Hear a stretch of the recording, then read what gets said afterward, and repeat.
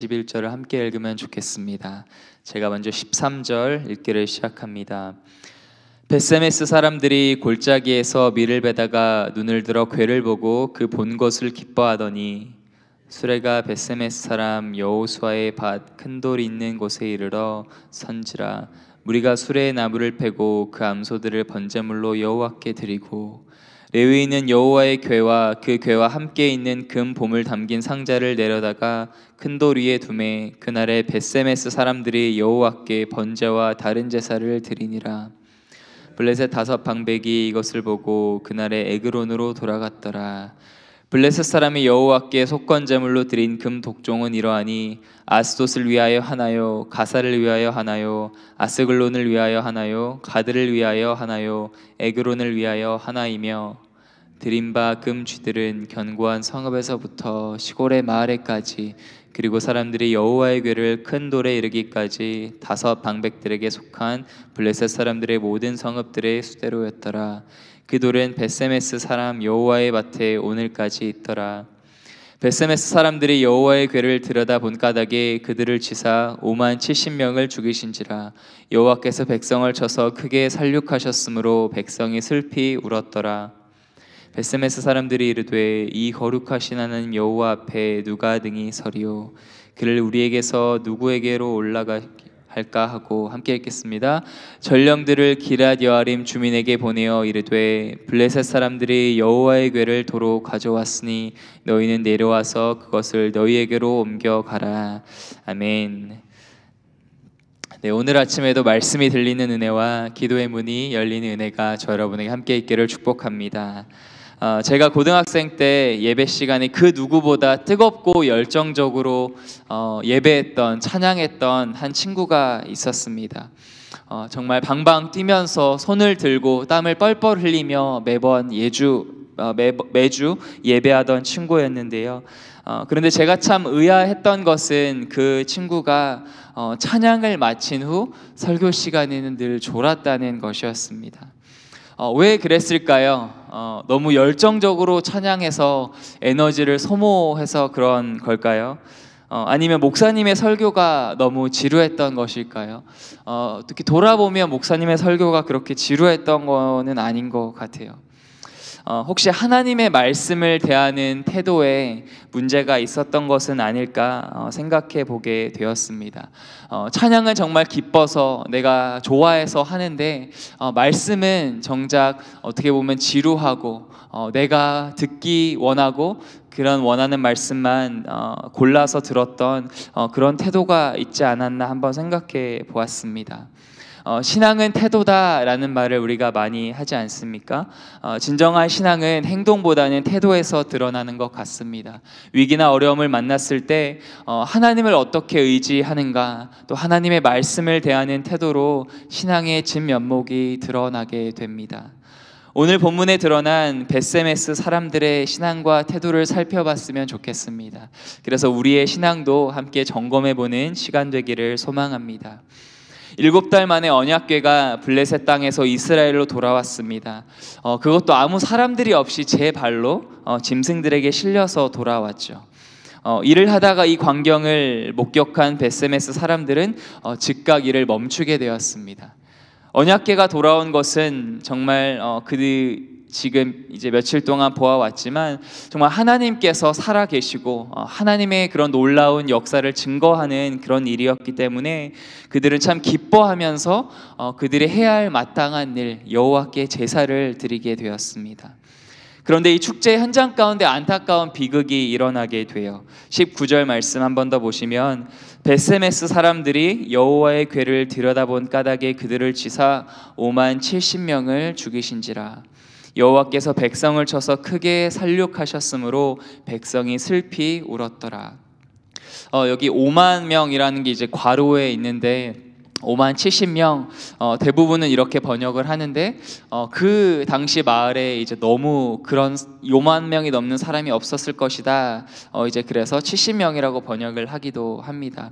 하지만 5만 70명이건 70명인 건 중요한 것은 정말 그 축제 현장, 하나님의 놀라운 그런 영광을 경험하고 예배드리는 현장 가운데서 주의 백성들이 죽임을 당하는 참 안타까운 일들이 있었다는 사실입니다. 하나님의 임재와 거룩함을 상징했던 언약궤는 대제사장 외에 일반 백성은 함부로 만질 수 없는 것이었습니다. 그런데 베스메스 사람들은 왜 그랬을까요? 호기심 때문이었을 수도 있고 아니면 너무 기쁜 나머지 나태해진 것일 수도 있습니다. 그들은 하나님의 말씀을 가볍게 여기고 스스로 언약궤를 열어버리게 되었습니다. 이것은 무엇을 보여줄까요? 우리도 참 많은 은혜, 또 큰 은혜를 경험한 뒤에도 또 우리 스스로를 점검해 봐야 함을 보여주는 것 같습니다. 안전지대는 없는 것 같아요. 아무리 은혜의 현장에 있다 하더라도, 내가 아무리 큰 은혜와 하나님의 살아계심을 경험했다 하더라도 잠언에서 말하는 것처럼 선줄로 생각하는 자는 넘어질까 조심하라.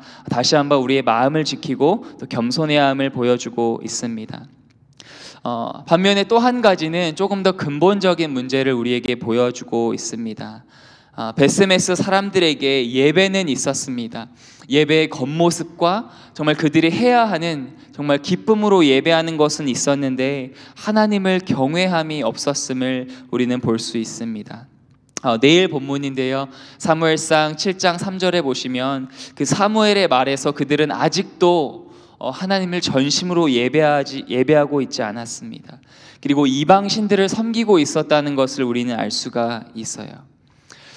즉 언약궤를 빼앗겼을 그 당시와 이 언약궤가 돌아온 지금 이 당시 그들의 태도에는 큰 변화가 없었음을 알 수 있습니다. 언약궤를 빼앗겼을 때는 언약궤로 인해서 슬퍼하였습니다. 하지만 지금 언약궤가 돌아온 이 순간에는 기뻐했지만 그들의 태도에는 진정으로 하나님을 경외하거나 또 진정한 회개도 없었습니다. 하나님을 경외하는 것이 무엇입니까?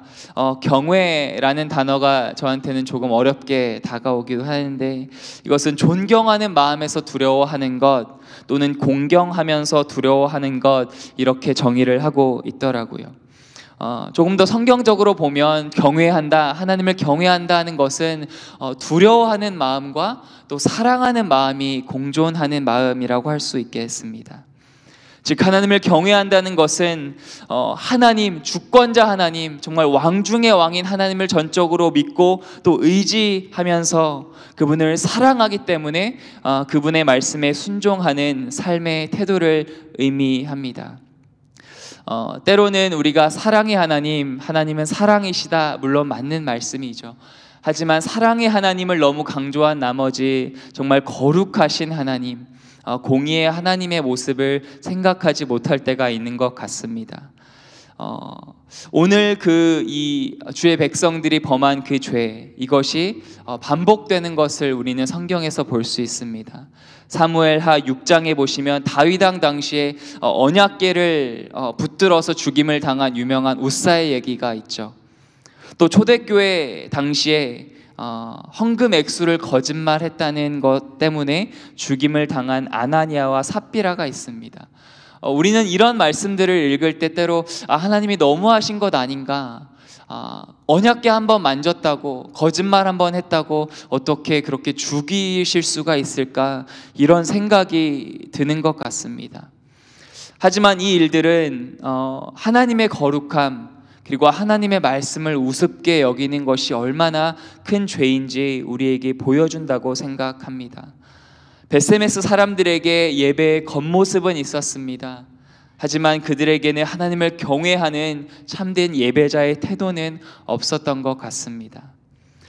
저와 여러분은 어떻습니까? 참 우리 하루하루의 삶 가운데 자녀 양육 또는 재정, 인간관계, 때로 또 사역을 함에 있어서 우리에게 정말 예배의 모습은 있지만 하나님을 진정으로 경외하고 두려워하고 사랑하는 모습은 있는지 한번 돌아봤으면 좋겠습니다. 하나님의 말씀보다 내 계획과 생각과 감정이 앞서고 있지는 않는가요? 은혜 받은 우리들은 어떤 태도로 하나님을 대하며 살아야 할까요? 경외함이라는 단어로 오늘 말씀을 풀어봤으면 좋겠습니다. 그렇다면 하나님을 경외하는 것, 어떻게 우리는 살고 또 어떻게 기도해야 할까요? 세 가지 기도 제목을 나누고 말씀을 마무리하기 원합니다. 첫 번째, 하나님을 경외한다는 것, 그것은 하나님과 하나님의 말씀을 가볍게 여긴 죄를 회개하는 것, 또 우리가 회개 기도를 주님께 올렸으면 좋겠습니다. 두 번째로, 거룩하신 하나님 앞에 도저히 설 수 없는 존재이잖아요. 하지만 예수 그리스도의 은혜로 그 보혈의 피로 말미암아 우리는 하나님을 아버지라 부를 수 있고 또 주님을 사랑하며 사랑받는 존재로 살아갈 수 있게 되었습니다. 그 은혜 주신 주님께 감사와 찬양의 기도를 올리는 하루 되었으면 좋겠습니다. 마지막 세 번째로, 우리가 회개하며 또 감사와 찬양의 기도를 올려드리며 정말 주님 복음에 합당한 삶, 하나님을 경외하는 진실하고 경건한 삶 살게 해달라고, 오늘 하루가 그런 하루 되게 해달라고 기도했으면 좋겠습니다. 그래서 오늘 하루도 이런 기도를 올리며 정말 하나님께서 우리의 기도를 들으시고 또 우리의 삶을 인도하시는, 하나님을 경외하는 하루가 되기를 주님의 이름으로 축복합니다. 하나님, 오늘 하루도 은혜로 선물로 주심에 너무나 감사합니다. 베세메스 사람들이 범한 죄를 범하지 않기 원합니다. 하나님, 우리의 모습을 돌아보며 회개합니다. 혹시 예배의 겉모습은 있었지만 주님을 진정으로 경외하는 모습이 하나님 없었다면 이 시간 회개하오니 용서하여 주시옵소서. 오늘 하루 정말 진실함으로 주님을 경외함으로 한순간순간 살아가는 하루가 되게 하여 주시옵소서. 감사드리며 살아계신 예수님의 이름으로 기도드립니다. 아멘. 하늘의